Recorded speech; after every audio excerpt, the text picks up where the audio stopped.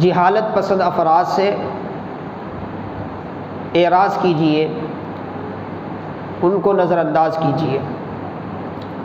قرآن کریم کی اس مختصر سی آیت میں اللہ تبارک و تعالیٰ نے معاشرے کو بہتر بنانے، انسانی دنیاوی زندگی کو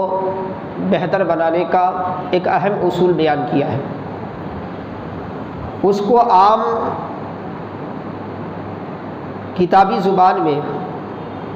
حسن سلوک سے تعبیر کیا جاتا ہے، حسن معاملہ سے تعبیر کیا جاتا ہے۔ اور ہمیں معلوم ہونا چاہیے کہ اسلام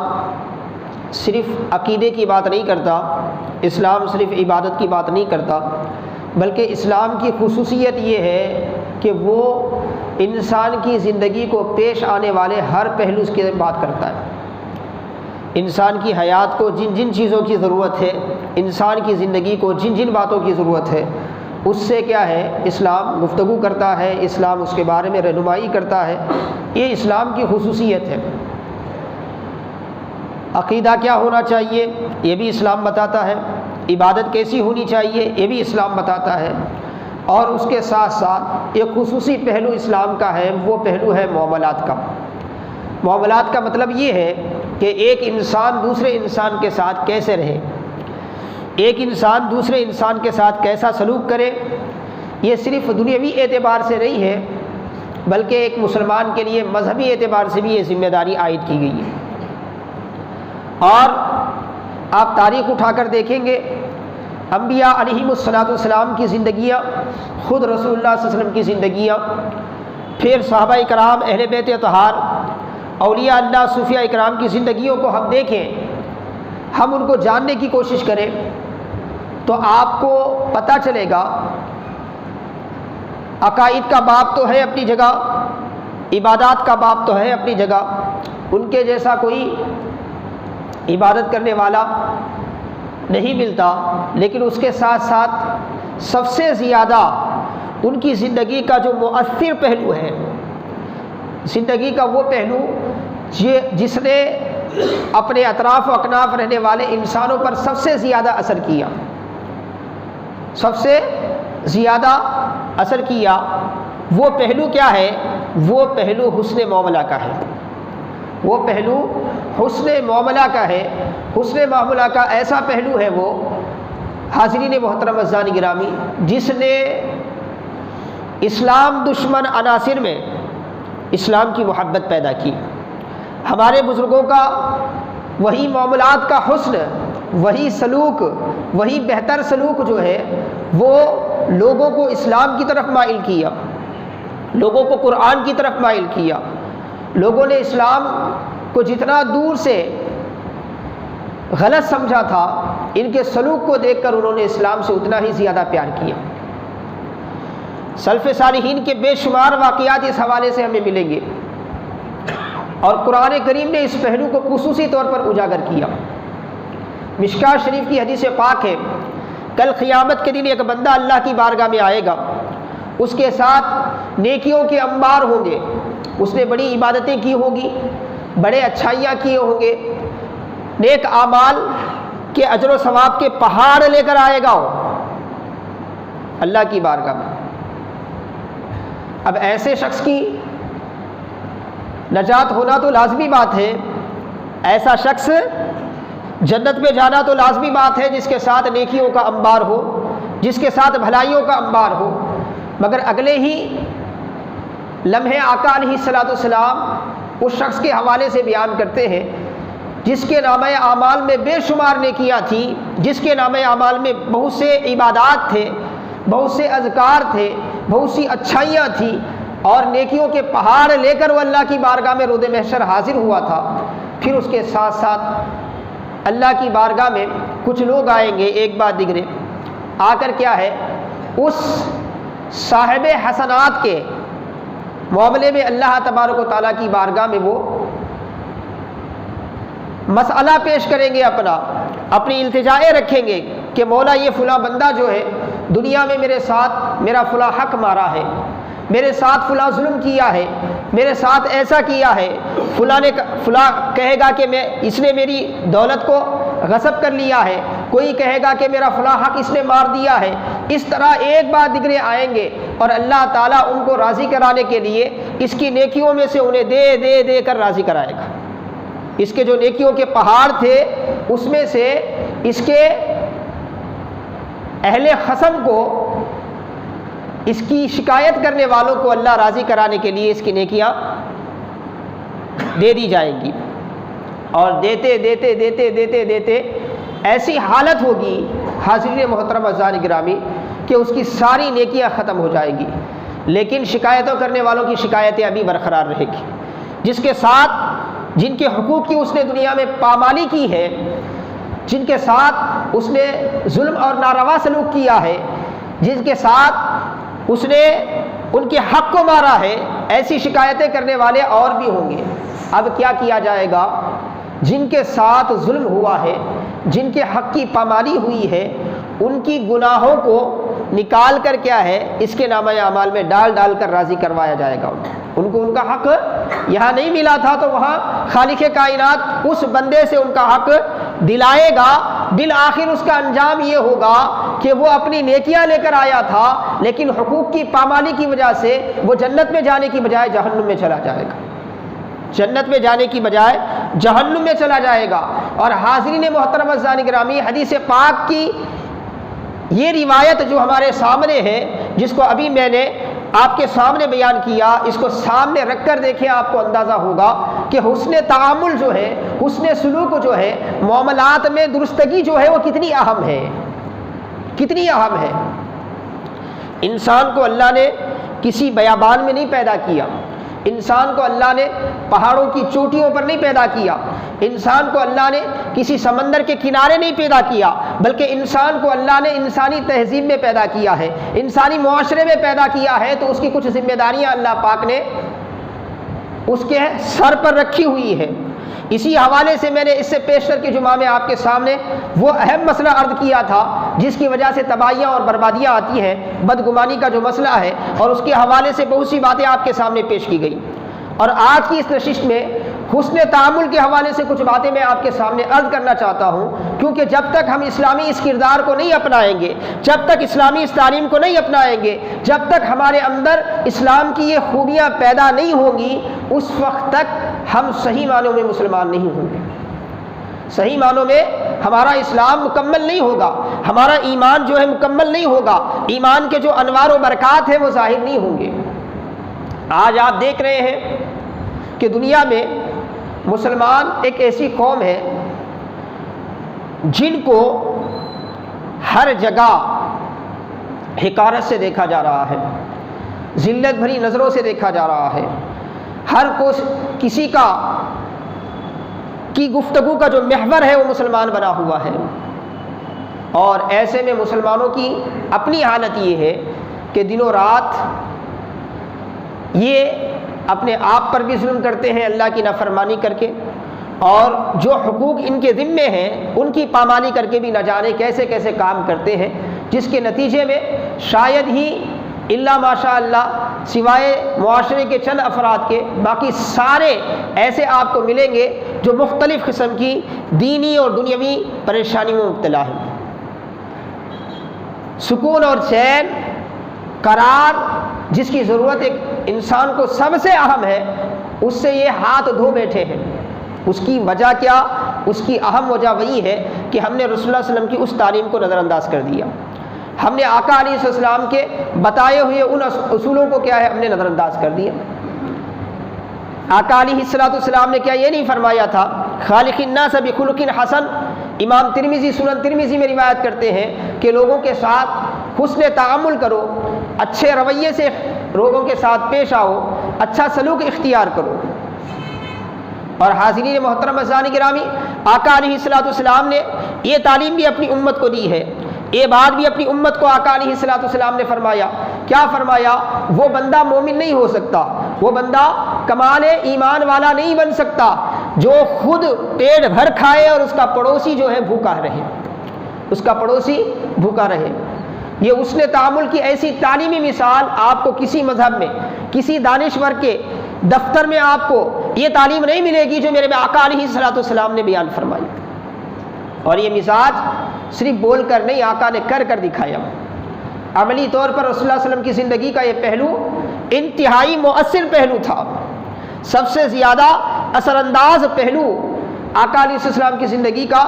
یہ حسن معاملہ والا ہی پہلو تھا جس نے کئی لوگوں کو حلقہ بگوش اسلام کیا، اس کی وجہ سے لوگ مسلمان ہوئے، ورنہ دشمنان اسلام نے تو دن رات رسول اللہ صلی اللہ علیہ وسلم کے خلاف ایسی غلط فہمیاں لوگوں میں پھیلائی ہوئی تھی کہ ان غلط فہمیوں کے چلتے کوئی آپ کے قریب بھی نہیں آ سکتا تھا، لیکن آپ کا سلوک تھا، آپ کا حسن معاملہ تھا،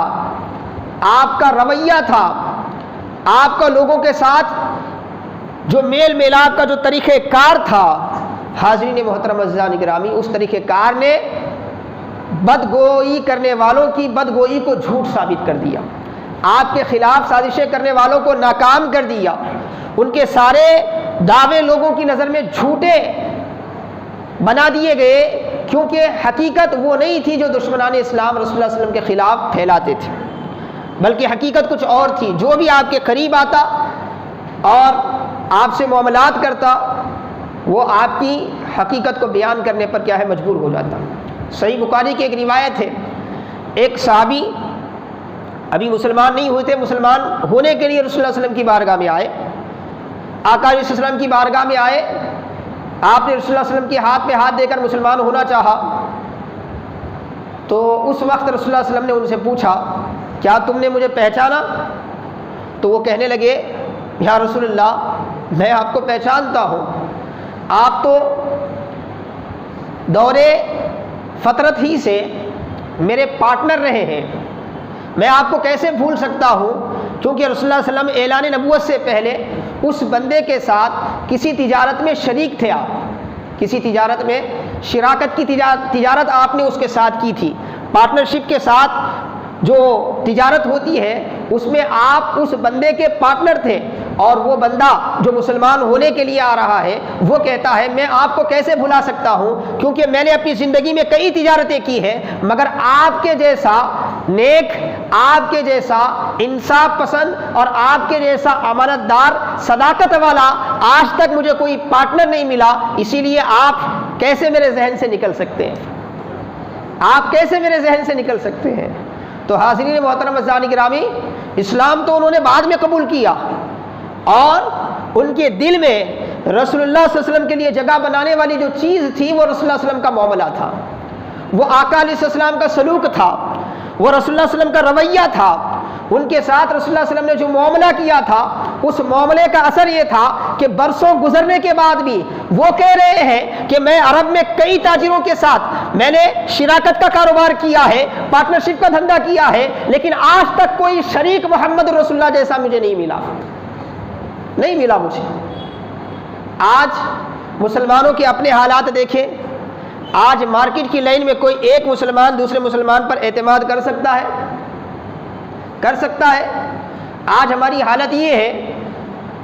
ہر برائی میں آج مسلمانوں کے معاشرے میں ایسی برائیاں پیدا ہو گئی ہیں کہ ایک گھر میں رہتے ہوئے بھی ایک دوسرے پر اعتماد کرنا ہم گوارا نہیں کرتے، کیونکہ ہمارے سلوک ایسے ہیں، ہمارے رویے ایسے ہیں، ہمارے حالات ایسے ہیں، ہم خود غرضی کی زندگی گزار رہے ہیں، اپنے غرض کے لیے ہم ہر ایک کا استعمال کرتے ہوئے نظر آتے ہیں، ہمیں ذرہ برابر بھی اس دن کی فکر نہیں ہے جس دن ہمارا جنازہ اٹھے گا، جس دن ہماری لاش کو نہلایا جائے گا، جس دن سفید کپڑے میں ہمیں لپیٹ کر کیا ہے کندھوں پر اٹھا کر قبر کے حوالے کیا جائے گا، وہاں حساب و کتاب کا مرحلہ ہوگا، اللہ کی بارگاہ میں حاضری ہوگی، نامہ اعمال کھولا جائے گا، اس کی فکر نہیں ہے، اس کی سوچ نہیں ہے۔ انسان تو وقتی فائدہ دیکھتا ہے، آج کا انسان بالخصوص آج کا مسلمان اپنا وقتی فائدہ دیکھ رہا ہے، اور اسے امانت داری سے، صداقت سے، حسن تعامل سے، حسن سلوک سے کوئی تعلق نہیں ہے۔ مگر حاضرین محترم عزیزان گرامی، جس قرآن کو ہم سینے سے لگائے ہوئے ہیں اس قرآن کی بنیادی تعلیم یہ ہے، قرآن دو حقوق کی بات کرتا ہے، ایک حقوق اللہ، ایک حقوق العباد۔ حقوق اللہ وہ ہے جو اللہ کی طرف سے بندے پر مقرر ہے، اور حقوق العباد وہ ہے جو اللہ کی طرف سے بندوں پر مقرر ہے۔ بندوں کے حقوق اللہ نے بندوں پر لادا ہے، لازم کیا ہے، اس کا مکلف بنایا ہے بندے کو، تو وہ حقوق العباد ہے جو اللہ کی طرف سے ہے، اور اس کی اہمیت اتنی اہم ہے کہ قرآن کریم میں بے شمار آیات بینات میں اللہ نے اس کی تعلیم فرمائی، اور رسول اللہ صلی اللہ علیہ وسلم نے الگ الگ مجلسوں میں الگ الگ موقع پر آقا علیہ السلام نے اپنے صحابہ کی اس حوالے سے تربیت فرمائی، اس حوالے سے تربیت فرمائی، اور وہ حسن تعامل ہی تھا جس کو اپنا کر صوفیہ کرام نے دنیا کے کونے کونے میں اسلام کی شمع کو روشن کیا۔ ان کے حسن تعامل کو دیکھ کر اپنے اغیار بھی ان پر اعتماد کرتے تھے، اغیار بھی ان کا اکرام کرتے تھے، اغیار بھی ان سے قریب ہوتے تھے۔ عبادتیں تو اپنی جگہ ہیں، لیکن سب سے زیادہ لوگوں کے بیچ میں جو چیز معروف و مشہور تھی سلف صالحین کی، وہ ان کا حسن سلوک تھا، وہ ان کا حسن معاملہ تھا۔ حاضرین محترم اعزائے گرامی، زاد المعاد میں علامہ ابن قیم نے روایت کیا، حافظ ابن کثیر البدایہ والنہایہ میں، تقریباً سیرت کی کتابوں میں یہ بات موجود ہے، اور جو بات میں عرض کرنے جا رہا ہوں اس واقعے کو مختلف انداز سے الگ الگ محدثین نے بھی اس کو روایت کیا۔ بات یہ ہے، بالکل اعلان نبوت ہو چکا تھا، آقا علیہ السلام نے دعوت اسلام دینا شروع کر دیا تھا۔ اب جیسے ہی آپ نے دعوت اسلام دینا شروع کر دیا تھا، دنیا جانتی ہے کہ وہ عرب جو آپ کے 24 گھنٹے گن گایا کرتے تھے، وہ اہل مکہ جو آپ کے اخلاق اور اوصاف بیان کرتے تھکتے نہیں تھے، وہ خود مخالف ہو گئے، کیونکہ انہیں محسوس ہونے لگا کہ اب ان کی دعوت کو قبول کر لیا جائے تو ہماری دنیاوی اغراض جو ہیں وہ متاثر ہوں گے، ہمارے مفادات پر کیا ہے ضرب آئے گی، اسی لیے وہ تیار نہیں تھے رسول اللہ صلی اللہ علیہ وسلم کی اس دعوت کو قبول کرنے کے لیے۔ اب کسی نے آپ کو ساحر کہا معاذ اللہ، کسی نے آپ کو جادوگر کہا، کسی نے آپ کو مجنون کہا، کسی نے آپ کو شاعر کہا، کسی نے آپ کو دیوانہ کہا، طرح طرح کی باتیں کر کے کیا ہے وہ اس حقیقت سے آنکھ بند کرنا چاہتے تھے۔ وہ ایک ایسی حقیقت تھی جو رود روشن کی طرح عیاں تھی، مگر کوشش تو انہوں نے کی۔ اسی دور کی ایک بات زاد المعاد میں علامہ ابن قیم نے، حافظ ابن کثیر نے البدایہ والنہایہ میں، اور اپنی کتاب تفسیر میں بھی اس کے کچھ حصے، کچھ باتیں، کچھ اجزاء کیا ہے اس واقعے کے انہوں نے بیان کیے۔ واقعہ کیا ہے، مکۃ المکرمہ میں جو خانہ کعبہ ہے، بیت اللہ ہے، اس کی تعمیر حضرت ابراہیم علیہ السلام نے کی، اور ان کا ساتھ حضرت سیدنا اسماعیل علیہ السلام نے دی، اور آپ ہی کی اولاد جو ہے وہاں پر آباد تھی رسول اللہ صلی اللہ علیہ وسلم کے زمانے تک، آج بھی آباد ہے، اور اس کی مختلف شاخیں ہوئی، مختلف خاندانوں میں وہ لوگ بٹے۔ انہی میں سے رسول اللہ صلی اللہ علیہ وسلم کا قبیلہ بنو ہاشم تھا، قریش کا، جن کی ذمہ داری تھی سقایا، اور اس کا معنی ہے پانی پلانا۔ یہ ایک شرف والا کام تھا۔ حاجی ایام جاہلیت میں حج کرنے کے لیے مکہ آتے تھے تو رسول اللہ صلی اللہ علیہ وسلم کا خاندان انہیں زمزم پلاتا تھا، یہ شرف ان کو حاصل تھا۔ ایسے ہی الگ الگ کام تھے، قریش کے مختلف جو قبیلے تھے، ان قبیلوں میں کیا ہے خاندان قریش کے وہ بٹا ہوا تھا۔ انہی میں سے ایک قبیلہ تھا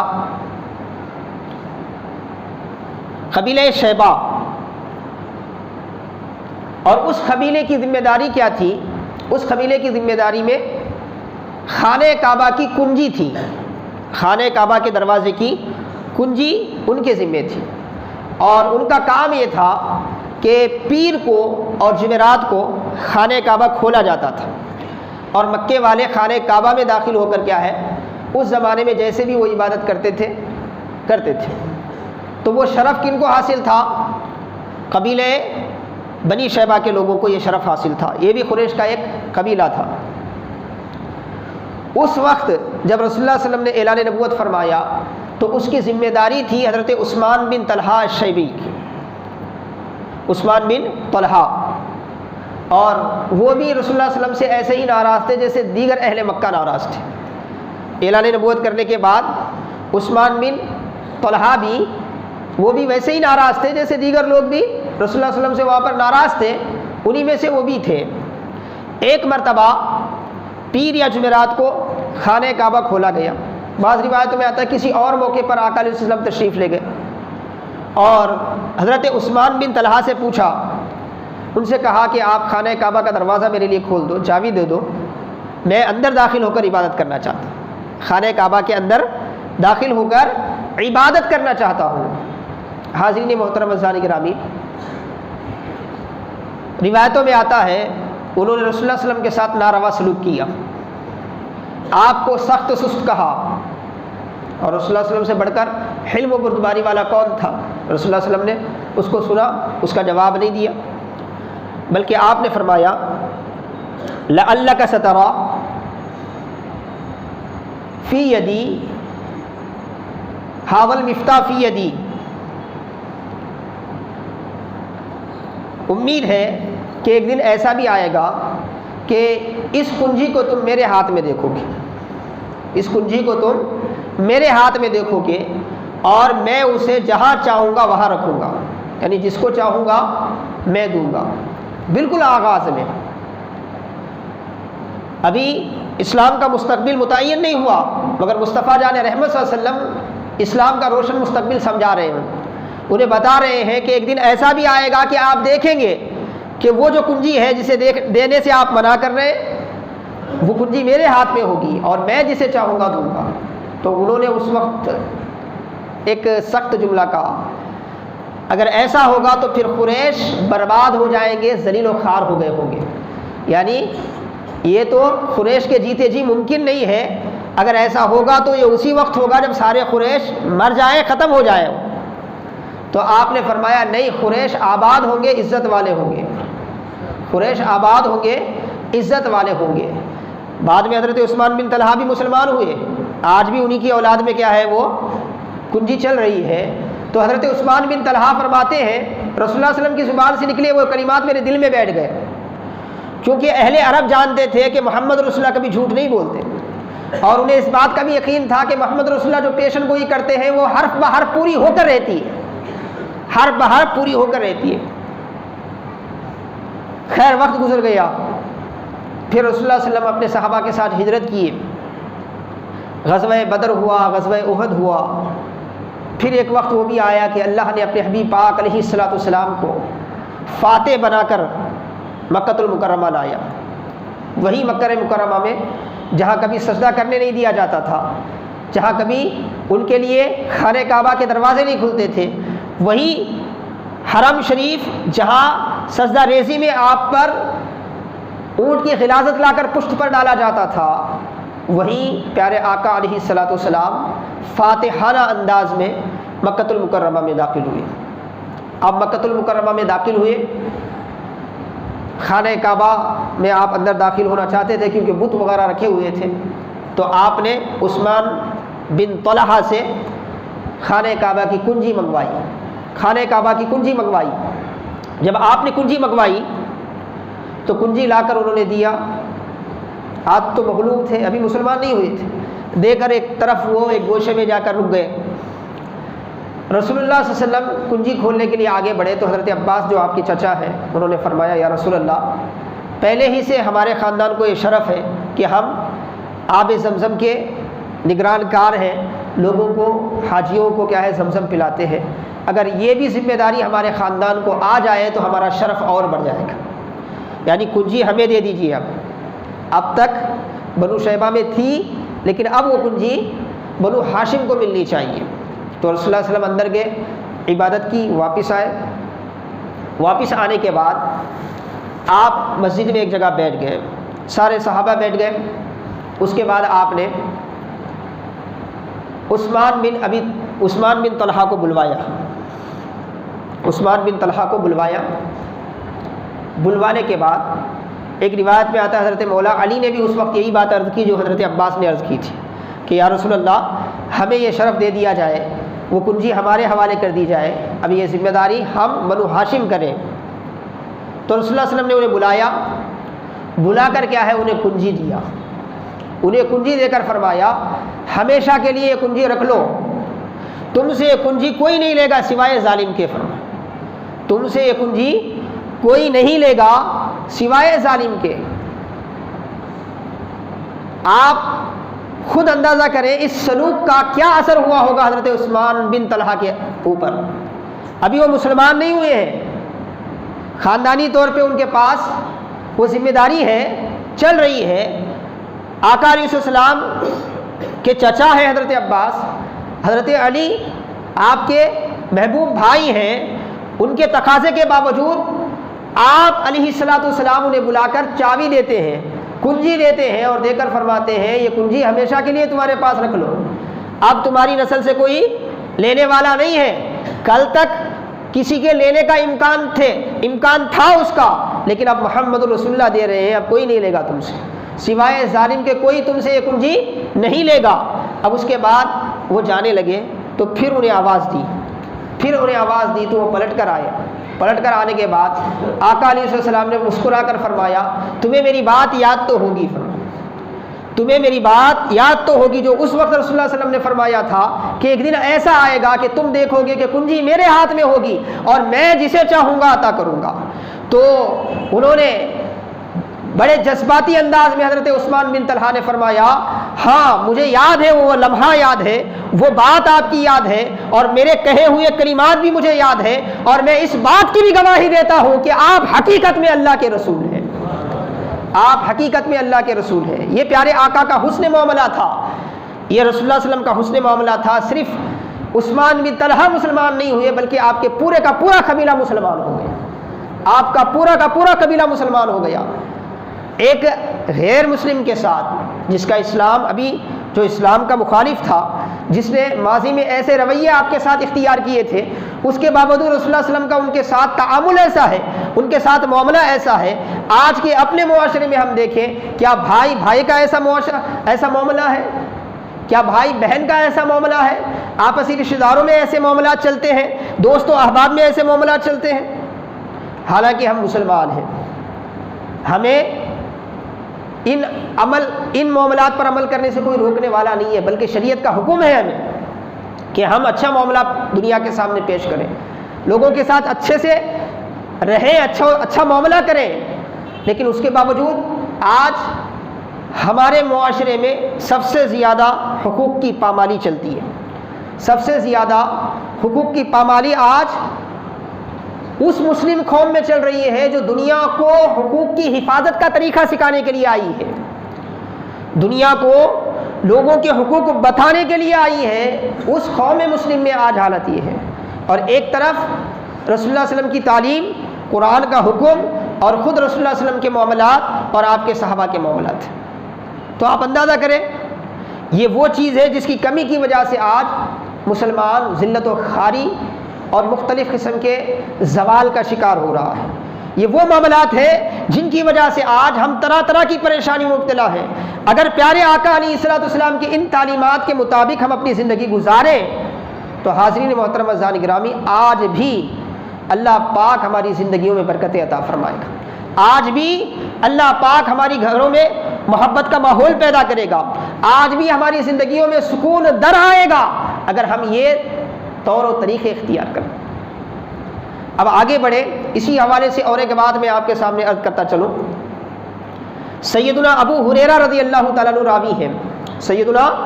ابو ہریرہ رضی اللہ تعالیٰ عنہ راوی ہیں، اور امام ترمذی سنن ترمذی میں اس روایت کو نقل فرماتے ہیں۔ ایک غیر مسلم شخص رسول اللہ صلی اللہ علیہ وسلم کی بارگاہ میں آیا، آ کر کہا کہ مہمان نوازی کریں، اور عرب تو ایسے ہی مہمان نواز، اور ان میں سب سے زیادہ مہمان نواز میرے آقا علیہ السلام، جنہوں نے ایمان کے ساتھ مہمان نوازی کو جوڑ دیا۔ فرمایا جو شخص اللہ پر، یوم آخرت پر ایمان لاتا ہے وہ اپنے مہمان کے ساتھ عزت والا معاملہ کرے، حدیث پاک کا مفہوم ہے۔ تو اب آقا نے اس کی مہمان نوازی کی۔ اب اس زمانے میں ہماری جیسی ڈشیں تو ہوتی نہیں تھی، عرب میں عام طور پر اس وقت کی غذائیں جو تھی کھجور اور ستو، اسی طرح کیا ہے کبھی کبھار کچھ روٹی مل جاتی، گیہوں وغیرہ کی روٹی، اکثر جو ہے اکثر و بیشتر اونٹ کا اور بکریوں کا دودھ زیادہ استعمال ہوتا تھا، کھانے کے طور پر اونٹ اور بکریوں کا دودھ زیادہ استعمال ہوتا ہے، کیونکہ دودھ ایک مکمل غذا ہے۔ اب وہ شخص آیا تو اس کی مہمان نوازی اس طرح کی گئی کہ آقا نے صحابہ سے فرمایا کہ اس کے لیے کیا ہے، ایک بکری کا دودھ لائیے. تو ایک پوری مکمل بکری کا دودھ کیا ہے اس کو لا کر دیا گیا، اس نے پی لیا. ابھی اس کی بھوک ختم نہیں ہوئی، آقا نے فرمایا دوسری بکری کا دودھ لا کر دیجیے. دوسری بکری کا دودھ بھی لایا گیا، دوسری بکری کا دودھ بھی پی لیا. پھر اللہ کے رسول نے فرمایا پھر مزید لائے. 3 4 5 6 7 بکریوں کا دودھ وہ تنہا شخص پی گیا. ایسا زمانہ جہاں پر بڑی مشکل سے کیا ہے، فاقہ کشی سے مسلمان زندگی گزار رہے ہیں. کبھی کھانے کو مل جاتا ہے، کبھی نہیں ملتا، کئی دنوں تک چولہے نہیں جلتے. ایسی حالت میں ایک غیر مسلم مہمان کی مہمان نوازی کا ایسا اہتمام کہ 7 بکریوں کا دودھ اسے پلا دیا گیا اور کوئی بھی کچھ بولنا نہیں، کسی طرح کی بھی نفرت کا اظہار نہیں، کسی طرح کی بھی رویے میں سختی نہیں. مہمان کا جو اعزاز ہوتا ہے اس اعزاز کے ساتھ اس کو 7 بکریوں کا دودھ پلا دیا گیا. اب رات ہوئی، مہمان آرام کے لیے اس کا انتظام کیا گیا. رات گزری، صبح ہوئی، صبح وہ دربار میں آیا اور بغیر کچھ کہے کہ اس نے کیا ہے اسلام قبول کر لیا. بغیر کچھ کہے کہ، نہ اس کو دعوت دی گئی، نہ اس کو کہا گیا کہ بھئی تو مسلمان بن، کچھ نہیں. کیونکہ اس نے ایک دن پہلے رسول اللہ صلی اللہ علیہ وسلم کا رویہ دیکھ لیا تھا، ایک دن پہلے آقا علیہ السلام کا معاملہ دیکھ لیا تھا، ایک دن پہلے صحابہ کا انداز اس نے دیکھ لیا تھا. رسول اللہ صلی اللہ علیہ وسلم نہ صحیح، کم از کم کوئی صحابی تو اعتراض کرتا کہ یا رسول اللہ 7 بکریوں کا دودھ پلانے کی کیا ضرورت ہے اس کو، مہمان نوازی کے لیے ایک بکری کا دودھ بھی کافی ہے، 7 نہیں. کسی نے الا اللہ نہیں کہا، کسی نے کچھ نہیں کہا. اب اس کا اثر تو ہونا ہی تھا. صبح بغیر کسی دباؤ کے، بغیر کسی ترغیب کے اس بندے نے اسلام کا اعلان کیا، مسلمان ہو گیا. اس کے بعد رسول اللہ صلی اللہ علیہ وسلم نے پھر اس کی مہمان نوازی کی. فرمایا اس کو بکری کا دودھ لا کر کھلاؤ. بکری کا دودھ لایا گیا، ایک بکری کا دودھ اس نے مکمل پی لیا. پھر آقا نے فرمایا دوسری بکری کا دودھ لاؤ. تو دوسری بکری کا دودھ لایا گیا تو وہ اس کو مکمل نہیں کر سکا، وہ اس کو مکمل نہیں کر سکا. تو اس وقت اللہ کے رسول صلی اللہ علیہ وسلم نے فرمایا مومن جو ہے وہ ایک آنت سے کھاتا ہے، جو ایمان والا نہیں ہوتا وہ 7 آنتوں سے کھاتا ہے، 7 آنتوں سے کھاتا ہے. مطلب یہ تھا کہ اللہ پاک ایمان والے کے رزق میں برکت عطا فرماتا ہے، ایمان والے کے رزق میں برکت عطا فرماتا ہے. ایک طرف یہ بات بتائی گئی اور امام ترمذی نے اسی مضمون کے لیے یہ حدیث پاک اپنی کتاب میں نقل فرمایا کہ مومن ایک ہاتھ سے کھاتا ہے اور جو مومن نہیں ہوتا، اللہ کو نہیں مانتا، وہ 2 ہاتھوں سے کھاتا ہے. لیکن حاضرین محترم عزیزان گرامی، رسول اللہ صلی اللہ علیہ وسلم کا سلوک دیکھیں، آپ ان کا معاملہ دیکھیں، اس کا کتنا اثر پڑا سامنے والے پر، کتنا اثر پڑا. امام ابی یوسف رحمۃ اللہ علیہ کی کتاب ہے کتاب الخراج، ٹیکس کے بارے میں آپ نے ایک کتاب لکھی. یہ امام ابی یوسف کون ہے؟ بغداد کے بہت بڑے عالم ہیں، بنو عباسیہ کے دور کے قاضی القضات ہیں، چیف جسٹ ہیں، اور حضرت سیدنا امام اعظم ابو حنیفہ رحمۃ اللہ علیہ کے شاگرد ہیں. انہوں نے ملک شام کا ایک واقعہ لکھا. مسلمانوں کی حکومت بڑھتی گئی ملک شام میں، ایک علاقے میں جہاں عیسائی بہت زیادہ تھے، مسلمان حاکم ہو گئے اور انہوں نے وہاں کے عیسائیوں سے ٹیکس وصول کیا ان کی حفاظت، ان کے دیگر حقوق کی ادائیگی کے لیے. پھر کچھ ایسا ہوا کہ رومی تیار ہوئے اور رومیوں سے ایک بڑی جنگ کا مسئلہ پیش آیا. تو ابو عبیدہ رضی اللہ تعالیٰ عنہ جو ہے وہ ان کے امیر تھے، گورنر تھے. انہوں نے سارے عیسائیوں کو بلا کر کیا ہے بیت المال سے ان کا ٹیکس واپس کر دیا، بیت المال سے ان کا ٹیکس واپس کر دیا. واپس کر کے ان سے کہا کہ دیکھو ہم نے ٹیکس اس لیے لیا تھا کیونکہ ہم نے آپ کی جان و مال کی حفاظت کا ہم نے ذمہ لیا تھا. چونکہ اب ہمارے سامنے جنگ ہے، ہم جنگ کے لیے جا رہے ہیں، ہم آپ کا علاقہ چھوڑ رہے ہیں، اب ہماری حکومت یہاں نہیں رہے گی، تو اسی لیے ہم آپ کے جان و مال کے ذمہ دار بھی نہیں رہیں گے. جب ہم آپ کے جان و مال کے ذمہ دار نہیں تو آپ کا پیسہ لے کر ہم کیا کریں، اسی لیے آپ کا ٹیکس ہم آپ کو واپس کر رہے ہیں. اب وہ نکلنے لگے، قافلہ ابو عبیدہ رضی اللہ تعالیٰ عنہ کی نگرانی میں قافلہ واپس جا رہا تھا اور سارے کے سارے عیسائی ہیں، کوئی مسلمان نہیں. ان عیسائیوں کے ہاتھ اٹھتے ہیں، وہ اللہ کی بارگاہ میں دعا کرتے ہیں. کیا دعا کرتے ہیں کہ اے مسلمانوں، ہم نے بڑے بڑے حاکموں کو دیکھا ہے مگر تمہاری طرح انصاف سے حکومت کرنے والا ہم نے آج تک نہیں دیکھا. جن سے تم لڑنے جا رہے ہو وہ ہمارے مذہب کے ہیں، ہمارے ہم دین ہیں، لیکن تم ہمارے دین سے نہیں ہو. مگر ہم اللہ کی بارگاہ میں دعا کرتے ہیں کہ اے مولا، رومیوں کے خلاف ان مسلمانوں کو فاتح بنا اور فاتح بنا کر دوبارہ انہیں ہمارے علاقے کا حاکم بنا. دوبارہ ہمارے علاقے کا حاکم بنا۔ یہ رویے تھے مسلمانوں کے، یہ طور تھے مسلمانوں کے۔ اور آج کا دور یہ ہے، پھاکنڈیوں کے پاس جا کر ایک بھائی دوسرے بھائی کے لیے کرانے کے لیے جاتا ہے، اسے نہ شرک کا ڈر ہے، نہ ضلالت کا ڈر ہے، نہ گمراہی کا ڈر ہے۔ آج اتنے کینے سینوں میں جمے ہوئے ہیں حاضرین محترم عزیزان گرامی، اللہ اکبر کبیرہ۔ میں بات اس لیے عرض کر رہا ہوں کہ ہمارے اسلام میں ہم مسلمان ہیں، یہ اللہ کا کرم ہے، لیکن ہماری اسلامی برکت اسی وقت ظاہر ہو سکتی ہے جب ہم اپنی زندگی میں اسلامی تعلیمات کو ہر پہلو پہ لاگو کرنا شروع کر دیں۔